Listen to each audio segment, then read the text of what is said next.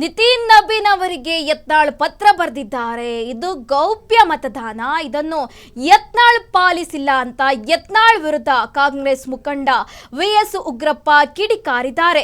ಲಿಂಗರಾಜು ಪಾಟೀಲ್ ಮತ ಹಾಕೋದಾಗಿ ಹೇಳಿದ್ದಾರೆ. ಗೌಪ್ಯ ಕಾಪಾಡಿಲ್ಲ ಅವರು, ಇದು ನಿಯಮ ಉಲ್ಲಂಘನೆಯಾಗಿದೆ. ಯತ್ನಾಳ್ ವಿರುದ್ಧ ಕಾಂಗ್ರೆಸ್ ಮುಖಂಡ ಉಗ್ರಪ್ಪ ಕೆಂಡಕಾರ್ತಾ ಇದ್ದಾರೆ. ಚುನಾವಣಾ ಕಾನೂನಿನ ಮೇಲೆ ವಿಶ್ವಾಸ ಇಲ್ಲದೆ ಇರತಕ್ಕಂಥದ್ದು ಇದರಲ್ಲಿ ಸ್ಪಷ್ಟ ಇದೆ.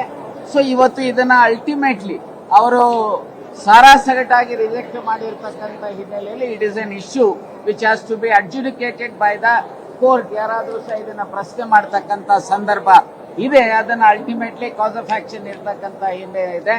ನಾನು ಇಷ್ಟೇ ಹೇಳ್ತೇನೆ, ಭಾರತೀಯ ಜನತಾ ಪಾರ್ಟಿಯವರು ಬಹಳಷ್ಟು ಮಾತನಾಡ್ತಾರೆ, ಮತ್ತೆ ಅವರ ಮತದಾರರು ಬಹಳಷ್ಟು ಮಾತನಾಡ್ತಾರೆ. ಶಾಸಕರಾಗಿರುವಂತವರು ಅವರಿಗೆ ಸಂವಿಧಾನದ ಮೇಲಾಗಲಿ, ಚುನಾವಣಾ ಪ್ರಕ್ರಿಯೆ ಮೇಲಾಗಲಿ ಅಥವಾ ಚುನಾವಣಾ ಕಾನೂನು ಮೇಲಾಗಲಿ ಅವರಿಗೆ ನಂಬಿಕೆ ಇಲ್ಲದೆ ಇರತಕ್ಕಂಥದ್ದು. ಆ ಎಲ್ಲ ಕಾನೂನುಗಳನ್ನ ಗಾಳಿಗೆ ತೂರಿ ಅವರನ್ನ ಜಯಗಳಿಸ್ತಕ್ಕಂಥದಕ್ಕೆ ಪ್ರಯತ್ನಗಳನ್ನ ನಡೆಸಿದ್ದಾರೆ. ಇದು ಅತ್ಯಂತ ಖಂಡನೀಯ. ಇದರ ಮೇಲೆ ಕ್ರಮ ಜರುಗಿಸಬೇಕು ಅಂತ ಹೇಳಿ ಎಲೆಕ್ಷನ್ ಕಮಿಷನ್ಗೆ ನಾವು ಒತ್ತಾಯ ಮಾಡಿದ್ದೇವೆ. ಭಾರತೀಯ ಜನತಾ ಪಾರ್ಟಿಯವರು ಮತ್ತು ಯತ್ನಾಳ್ ಅವರು ಈ ಒಂದು ಚುನಾವಣಾ ಕಾಯ್ದೆಯ ಅನೇಕ ಕಲಂಗಳನ್ನ ಇವತ್ತು ವೈಲೇಟ್ ಮಾಡಿದ್ದಾರೆ.